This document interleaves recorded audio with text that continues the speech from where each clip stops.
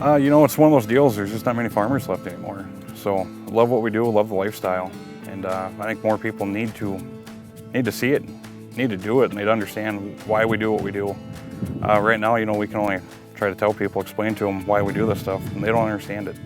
So it's just lifestyle. I mean, you get to grow crops, you get to watch stuff grow. You're always being productive. You see progress at the end of every day. I'm very particular in what we do, and I think every harvester is. There can't be a bad harvester, because if they would be, they'd be out of business by now. A legacy lives on forever, and the legacies of America's rural communities deserve to be memorialized and shared with great joy. Together, these stories reveal a beautiful tradition of hard work, perseverance, and love. Big Iron Auctions is proud to share your legacy.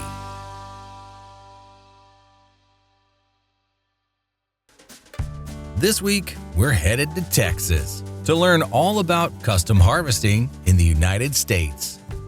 It's custom harvesting. Started back during World War II, lack of equipment, lack of labor. So it started called the Harvest Brigade, and people started bringing combines south and helping farmers who didn't have the equipment and did not have help to harvest their crops.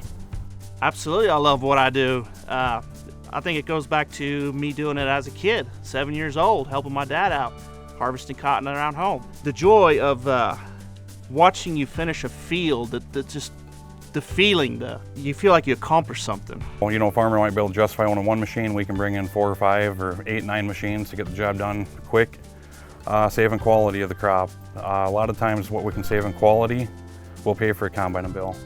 So farmers don't have to have the initial investment in the high-priced equipment. They don't have to go out and find help for 2 weeks out of the year. Well, we come in when the crop, just before the crop is ready, we show up, we get everything ready, and then we communicate with the farmer, try, get a game plan going. And then once the crop is ready, he gives us the green light. We both agree it's good to go. We get in there, we get it done. And it takes a lot of commitment to do this. Bringing in the harvest for the grower, that's the biggest part of their whole year, watching that crop grow. You can't do it halfway. You have to be there for your farmers, whether it's a drought year, whether it's a great year. You have to be there for them every year. They depend on you to get that crop out of the field. A lot of this stuff, we cut for some of the same guys we cut for back 30 years ago. Our first job that we cut for is be our 32nd or 33rd year cutting for them. And a lot of it, you come showing the town, you're the outsider because you're not from the town, so you have to worry about your reputation. You got to make sure that you do good. You treat people with respect, and everything's image. If you have someone that comes in and hurts your image, you get ran out of town. So you got to be very respectful everywhere you go. So tell me a little bit about your fleet, Paul. So with our operation, we run 9 8250 Case H machines, typically trade every year. So we got new machines starting out this year again. We have 6 here. We're north of Wichita Falls, Texas. We got 3 more a couple miles away from us running on a different location.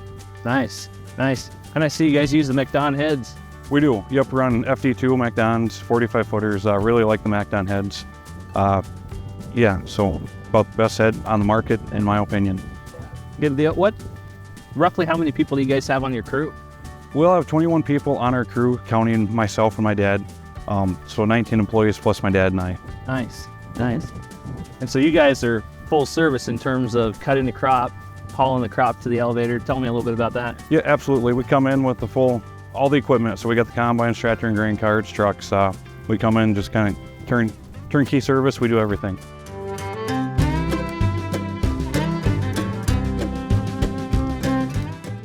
U.S. Custom Harvesters is a group of owners of custom harvest crews, grain, forage, and cotton throughout the United States.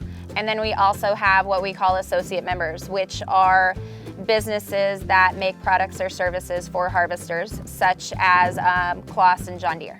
There were about 4 or 5 of these owners of harvest crews in 1983 that decided, we've got a lot of issues that we're facing and a lot of other harvesters are facing, so let's start some sort of organization.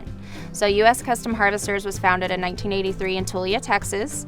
Grew and grew. They did membership drives. I want to say that the first convention had maybe 50 people at it.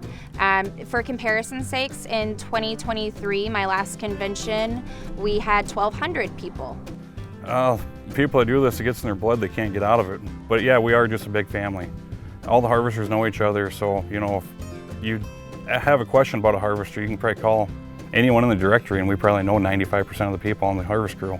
The biggest thing is keeping on top of the laws, the rules, the regulations, H2A for an example, ELDT, just keeping on top of everything. And it's good to know a bunch of people that are in the same industry as you are. Even though it's different crops, different parts of the country, we still face a lot of the same challenges. If the organization wasn't here, one thing would be missing. We wouldn't have a voice in DC. We spend a lot of time lobbying in DC. We have a lobbyist that lobbies for us, rules and regulations, keeps everyone up to date on what's changing. If you need something, you ask. If you need advice, I mean, you just pick up the phone, call or text. I mean, they're there for you, and then you try to be there for them as well. So custom harvesters are a very unique group of folks. Obviously, they're very passionate about what they do.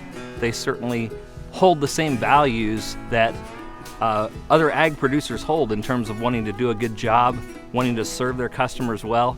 The unique part about it is they do it at a very specific time of the year, and they do it in a very specific way.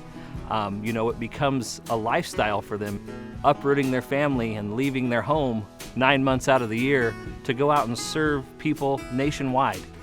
It's one of those things, like if that's something that you grew up with, it gets into your blood and it stays in your blood. And it's one of those things you just can never get out of, no matter how hard you try. I can't imagine myself doing anything else. I knew when I was growing up, I had all the girly dreams. I'm gonna move to LA, I'm gonna move to a big city, and absolutely something I wouldn't do now. I'm happy to be in agriculture. I'm happy to work for the organization I work for. It's in my blood. So at the end of the year, you can't wait to be done, but hit January 1st, you can't wait to go again.